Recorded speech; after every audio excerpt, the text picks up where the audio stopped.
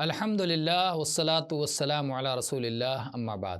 اگر کوئی ایسی مجلس ہو جس میں مسلمان اور غیر مسلم دونوں طرح کے لوگ ہوں تو وہاں السلام علی من اتبع الہدی کہہ کر کے سلام نہیں کیا جائے گا، بلکہ السلام علیکم کے ذریعے ہی سلام کیا جائے گا، جیسا کہ نبی کریم صلی اللہ علیہ وسلم کی سنت سے ثابت ہے۔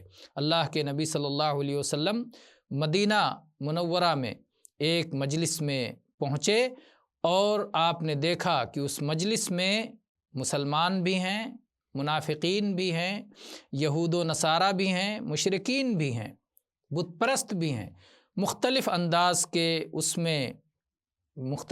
انداز کے لوگ اس مجمع میں تھے۔ اللہ کے نبی صلی اللہ علیہ وسلم جب پہنچے تو صحابی بیان کرتے ہیں فَسَلَّمَ عَلَيْهِمُ النَّبِيُّ صلی اللہ علیہ وسلم ثم وقف فنزل فدعاهم الى اللہ۔ اللہ کے نبی صلی اللہ علیہ وسلم نے ان سے سلام کیا، ٹھہرے، اپنی سواری سے اترے اور انہیں اللہ کی طرف دعوت دی اور قرآن پاک پڑھ کر سنایا۔ تو یہ حدیث صحیح بخاری میں ہے 6254 نمبر پر، اور صحیح مسلم میں 1798 نمبر پر ہے۔